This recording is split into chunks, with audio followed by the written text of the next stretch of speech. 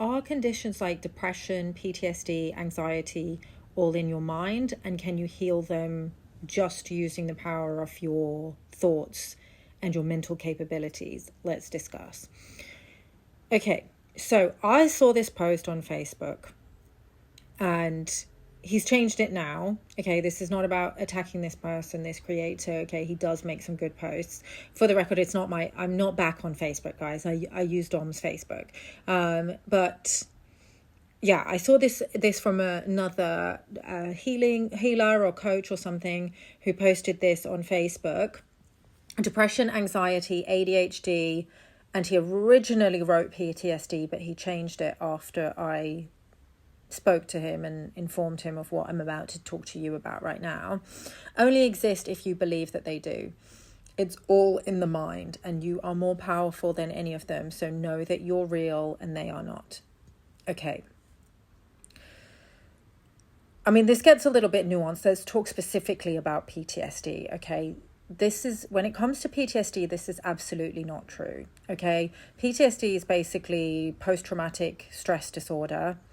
And it literally happens to you when you've experienced a traumatic incident. It can be anywhere from like a car crash to an assault, to something much more chronic, such as, being in a consistently abusive domestic violence situation. And in which case the PTSD that you would be suffering is not acute, is more discrete. And it's known as CPTSD, complex post-traumatic stress disorder, which becomes much more complicated to treat. Or something like surviving genocide or any kinds of abuse, okay, will give you PTSD, okay? And this kind of trauma, it's not just in your mind, okay? It's not just, you cannot think your way out of it, okay? Changing your thoughts and reframing things can help, okay? But sometimes just changing your thoughts can be what we call spiritually bypassing the trauma, okay? Trauma is stored in your body, okay, in the soma, okay? And so, yes, there are certain modalities that work on brain training, such as EMDR, for example, which is where they get you to look different sides of your brain to unite the two brain hemispheres, the left and the right, logic, intuition, masculine, feminine, that help that process of alchemy, essentially, because when you're united, the brain hemispheres can become disconnected during traumatic incidents, okay?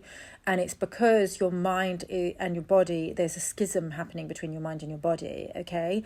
And this kind of thing is what leads to a certain thing that we refer to as compartmentalization, okay? And this is something that happens when you've been through a very extreme trauma. It's seen a lot with victims of satanic ritual abuse, genocide survivors, or anybody who's been through something that's so traumatic that they couldn't quite handle it. It's often seen with victims of child sexual abuse as well, that they will have suppressed memories. Okay, and with suppressed memories, it can even sometimes cause personality alters, okay, where different sides of their personality can come out, okay. So no amount of brain training can fix that. That has to include some kind of somatic healing, okay. So with my clients, the work that we do is very delicate. We use mainly quantum healing.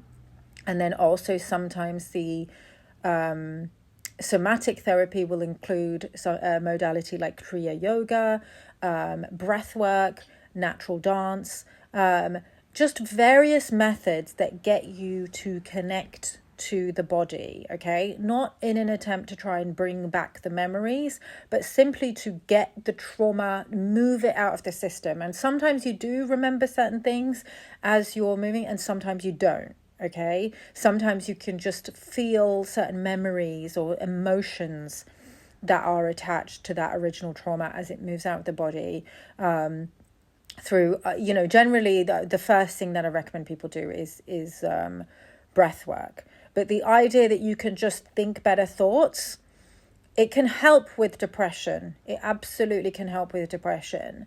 and anxiety. Okay, this is the root of like cognitive behavioral therapy, and it's also shown to help. But for PTSD, you do need to include some kind of body-based healing. Okay, natural dance, just put music on, dance around your room, Kriya yoga, breath work, massage, all of these things, all of these modalities, or visiting a somatic specialist. That's not something that I personally do. But for very serious trauma, you can't just think your way out of it. And even with depression, sometimes thinking your way out of it bypasses what the depression is actually trying to do, which is to force you to slow down and only be able to focus on basic survival, and cut everything out, tune all the rest of the noise out of your life so that you can get quiet and actually listen to your body, listen to your intuition, and ask what it's trying to tell you, okay? Because depression is usually a sign that something in your life is not going well, okay? Not just in your life, it can also be obviously a response to things that are happening collectively on the world stage, okay?